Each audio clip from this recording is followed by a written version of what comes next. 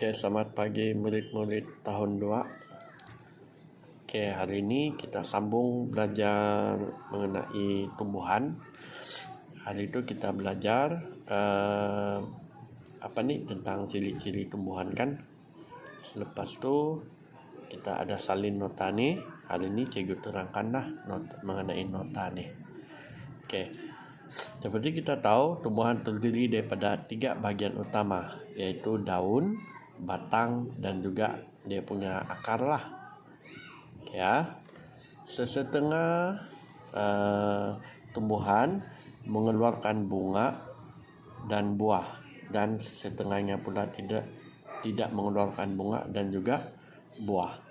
Jadi tidak samalah, ada tumbuhan berbuah dan berbunga, ada juga yang tidak. Oke, sekarang kita tengok pula ciri-ciri batang.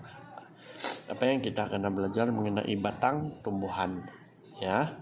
Oke, seperti kita tahu batang tumbuhan ada yang keras, ada yang tidak keras. Oke, batang tumbuhan menyokong daun, ya. Sebab itu ada batangnya, supaya daun yang banyak tuh, walaupun kalau satu dia ringan, tapi kalau dia banyak dia menjadi berat. Sebab itulah ada batang. Ya, batang tumbuhan menyokong daun, dahan, dan juga ranting. Ranting itu yang lebih kecil lah. Ya, pokok besar dan tinggi lazimnya mempunyai batang berkayu. Oke, ini kamu kena ingat. Asal pokok kebanyakannya yang besar, pokok mangga, pokok durian, begitu kan.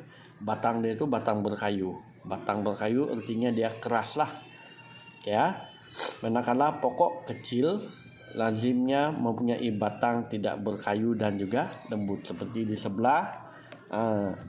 Contohnya pokok pisang, apalagi pokok daun keladi. Sebab dia kecil kan, jadi batang dia tidak berkayu, dia lebih lembut. Sebab tu kadang-kadang ada orang suka tumbuk-tumbuk nih, sebab dia lembut. Kalau ini kamu tumbuk, patahlah tangan kita nih. Oke, itu pula mengenai batang. 2 jenis saja, berkayu, tidak berkayu. Seterusnya kita tengok daun dia pula. Oke, daun tumbuhan ada 2 jenis. Oke, kita tengok sini gambarnya, sangat jelas dia punya beza dia punya daun. Dia punya daun bukan bentuk yang kita tengok. Kalau daun kita tengok urat dia. Ini urat dia. Oke. Urat jejala artinya satu di tengah dan banyak yang di tepi yang pergi ujung dia tuh. Itu ialah urat jejala. Manakala daun urat selari pula, kita tengok urat dia semua dari sini nih sampai ke hujung. Itu ialah daun urat selari. Oke, terdapat 2 jenis daun, yaitu daun urat jejala dan daun urat selari. Daun urat jejala mempunyai satu urat utama, inilah urat utama di tengah daun yang bercabang, inilah yang bercabang, banyak cabangnya. Oke, menjadi urat-urat yang lebih kecil. Daun urat selari pula mempunyai urat-urat selari dari tangkai, ini tangkai ya, sampai ke hujung daun. Itu beza dia. Kamu kena tengok macam mana cara untuk membezakan dia.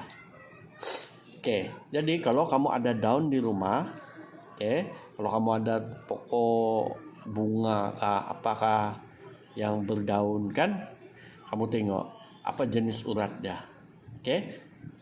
Kamu tengok sama ada urat jejala atau urat selari. Kemudian, cikgu bagi kerja tu satu sini ya. Kalau ada daun tu, jangan ambil yang besar lah, ambil yang kecil. Ambil dia, tampal di buku kamu. Kalau ada satu jenis urat jejala, tulis di bawah urat jejala, contoh daun. Kemudian kalau ada satu daun lagi yang urat dia urat selari, tampal juga di dalam buku biar dia kering. Biar dia nanti cikgu akan periksa dia. Kemudian kita tengok akar pula. Pengguna akar itu ialah menyokong pokok kan, supaya dia tidak mudah diterbangkan kah, tidak mudah jatuh kah, roboh kah kan. Akar pula ada 2 jenis. akar tunjang, akar serabut.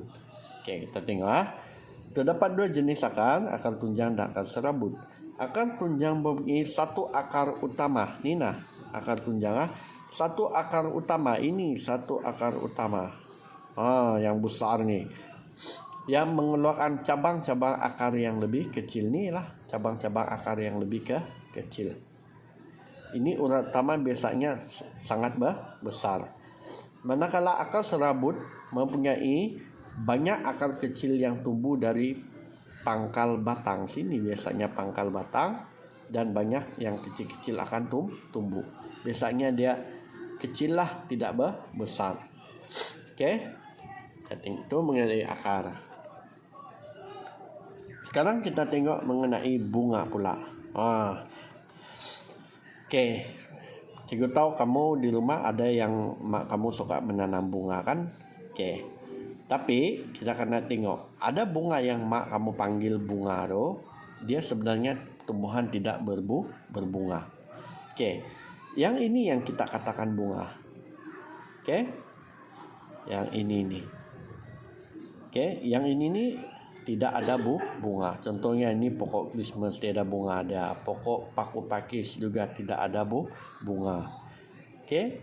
Tidak semua tumbuhan itu mengeluarkan bunga. Hanya begitu juga ada yang berbunga, ada yang tidak berbunga lah. Sama juga macam yang lain tadi, ada akar tunjang, ada akar serabut. Itu yang membezakan di antara ciri-ciri fizikal bagi tumbuhan. Sebab itu kita boleh kenal, oh ini pokok mangga, oh ini pokok bunga keladi. Sebab ada ciri-ciri dia yang membezakan mereka antara satu sama dengan yang lain. Oke. Kemudian yang ini pula buah. Oke, kebanyakan tumbuhan ada dua saja, yaitu yang berbuah dan juga tidak berbuah. Oke, kenapa yang berbuah nih selalunya?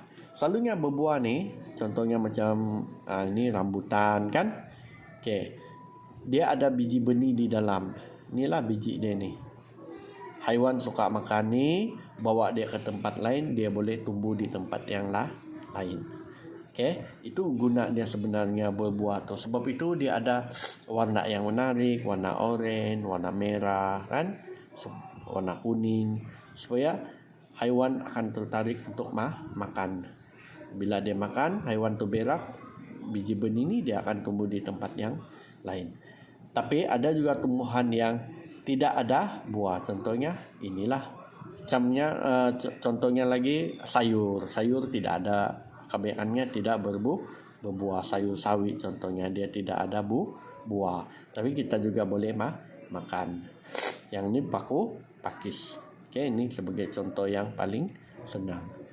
Oke, baiklah, itu saja untuk hari ini. Jangan lupa buat kerja mengenai daun tadi yang cikgu suruh. Oke, sekian, terima kasih.